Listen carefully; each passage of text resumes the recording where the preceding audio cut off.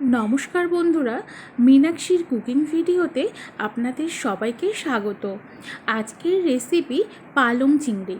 তাহলে চলুন শুরু করা যাক। সঙ্গে থাকুন, দেখতে থাকুন আমার ভিডিওটি।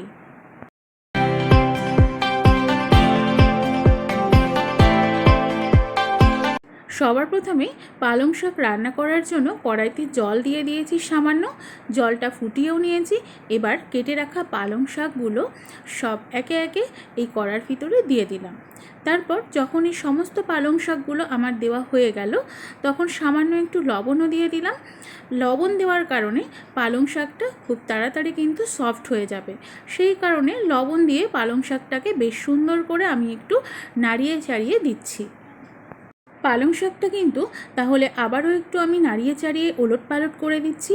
আর এই পালং শাক থেকে যে জলটা বার হবে, সেই জলটা ভাববেন না যে আমি ফেলে দেব। এই জলটা কিন্তু আমি এইভাবেই পালং শাকের সাথেই শুকিয়ে নেব। আশা করি আপনারা দেখে বুঝতেই পারছেন যে পালং শাকটা কিন্তু বেশ অনেকটাই সফট হয়ে গেছে আর জলটাও কমে এসেছে। আর যেটুকু জল আছে এটুকু জল কিন্তু আমি ফেলবো না, রেখে দেব, পরে কাজে লাগবে। এদিকে কড়াইটা পরিষ্কার করে কড়াইটা গরমও হয়ে গেছে। কড়াইতে দিয়ে দিলাম বেশ কিছুটা সরিষার তেল। এবার তেলটা যখনই বেশ সুন্দর গরম হয়ে যাবে, সবার প্রথমে এই তেলের ভিতরে দিয়ে দেব বেশ কয়েকটি আস্ত শুকনো লঙ্কা একটু ফাটিয়ে। আর তারপরেই দিয়ে দিচ্ছি একটু রাঁধুনি ফোড়নের জন্য। এদিকে ফোড়ন থেকে যখন বেশ সুন্দর একটা গন্ধ বার হবে, সেই সময় কিন্তু আমি দিয়ে দিলাম একসাথেই কেটে নিয়েছি পেঁয়াজ কুচি, রসুন কুচি, কাঁচা লঙ্কা কুচি, আর এখানে আছে বেশ কিছুটা পরিমাণে চিংড়ি মাছ। আমি কিন্তু সব কিছু যখনই পালং শাক হোক বা যে কোনো শাক হোক, আমি কিন্তু সবসময় এইভাবেই একসাথেই দিয়ে দিই। তাই এবার সব কিছু একসাথে দিয়ে দিলাম এবং এটাকে খুব সুন্দর করে আমি একটু ভেজে নেব। সব কিছু যে একসাথে দিয়ে দিলাম, সব কিছু একসাথে দিয়ে দিলাম, কোনো কিছুই পার্টে পার্টে আমি দিলাম না পেঁয়াজ রসুন পরপর। ভাববেন না যে এটাতে রান্নার কোনো রকম পরিবর্তন আসবে, সব কিছুই কিন্তু পারফেক্টভাবেই ভাজা হবে। যখনই দেখবেন এই উপকরণগুলি বেশ মাঝামাঝি ভাজা হয়ে গেছে, সেই সময় বেশ সরু সরু করে কেটে রেখেছিলাম কিছু আলু, সেই আলুগুলোও কিন্তু আমি এক এক করে সব দিয়ে দিলাম। এবার আলুগুলো যখনই দেওয়া হয়ে যাবে, তখন দিয়ে দিচ্ছি আমি একটু লবণ। লবণটা কিন্তু খুব ভেবে চিন্তেই দিতে হবে, কারণ আগে যখন পালং শাকটা সিদ্ধ করেছি সেই সময়ও কিন্তু বেশ কিছুটা পরিমাণে লবণ আগে থেকে দেওয়া আছে। আর ঠিক যতটুকু পরিমাণে হলুদ দেওয়ার, হলুদটাও কিন্তু আমি এখনই দিয়ে দিচ্ছি। এবার তাহলে সব কিছু খুব সুন্দরভাবে লবণ আর হলুদ সহযোগে আমি কিন্তু ভেজে নেব। আলুটা যখনই বেশ মাঝামাঝি ভাজা হয়ে এলো, তখন আমি দিয়ে দিলাম অল্প কিছুটা পরিমাণে বেগুন। আপনারাই বলুন, পালং শাকে একটু বেগুন না দিলে সেটা কি চলে? তাই কিন্তু একটু বেগুনও আমি এখানে অ্যাড করে দিলাম। এবার এই বেগুনটাকেও কিন্তু বেশ সুন্দর করে আমি কিন্তু নাড়িয়ে চাড়িয়ে কষিয়ে নেব। এই সময় কিন্তু একটু ঢাকা চাপাও দিয়ে দিয়েছি। এবার চলুন ঢাকনাটা খুলে দেখিয়ে দিই। সব কিছু কিন্তু বেশ সুন্দর সফট হয়ে গেছে। আপনারা আশা করি দেখেও বুঝতে পারছেন আলুটাও বেশ সুন্দর সিদ্ধ হয়েছে ঢেকে দেওয়ার কারণে। আলু আর বেগুনটা তো তাহলে খুব ভালো মতোই আমাদের কষানো হয়ে গেছে। এবার কিন্তু আমি পালং শাকটা অ্যাড করে দেব।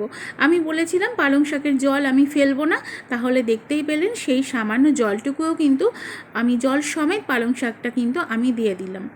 এই জলে কিন্তু আলুটা যেটুকু সিদ্ধ হতে বাকি আছে সেটুকুও কিন্তু সিদ্ধ হয়ে যাবে। এই জলটা দিয়েছি, তার জন্য কিন্তু বাইরে থেকে আমাকে আলাদা করে জল দিতেই হলো না। এবার আর একটু কিছু সময়ের জন্য কিন্তু আমি ঢাকা চাপা দিয়ে রাখবো, তারপরে কিন্তু আমি নর্মালি রান্নাটা করব। চলুন তাহলে এবার ঢাকনাটাকে আমি খুলে দিলাম। খুলে দিয়ে দেখতেই পাচ্ছেন যে সামান্য কিন্তু একটু জল আছে।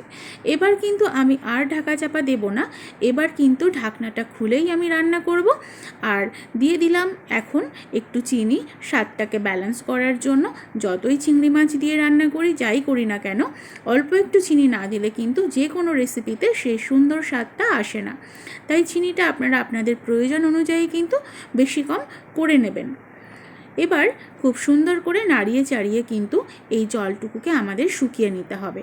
আর যেটুকু পরিমাণে আলুটাও সিদ্ধ হতে বাকি, এই জল শুকাতে শুকাতে কিন্তু সেটাও সুন্দরভাবে সিদ্ধ হয়ে যাবে। পালং শাকের ভিতরের জল আগের থেকে কিন্তু অনেকটাই শুকিয়ে এসেছে।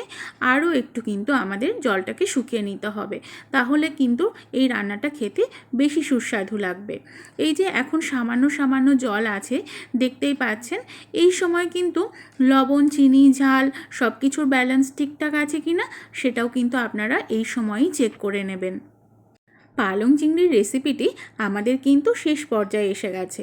এবার গরম গরম ধোঁয়া ওঠা ভাতের সাথে শুধু পরিবেশন করারই অপেক্ষা। এই অফ সিজনের পালং শাক আমার কিন্তু ভীষণ প্রিয়। সিজনের পালং শাকের থেকে অফ সিজনের পালং শাকটা আমার বেশি ভালো লাগে। আপনাদের কার কার আমার মতো অফ সিজনের পালং শাক খেতে ভালো লাগে অবশ্যই আমাকে জানাতে ভুলবেন না। আর আমার ভিডিওটি যদি ভালো লাগে এই ভিডিওতে লাইক, কমেন্ট, শেয়ার করবেন। আর আমার পেজটি ফলো করে দেওয়ারও অনুরোধ রইল। দেখা হচ্ছে পরের ভিডিওতে।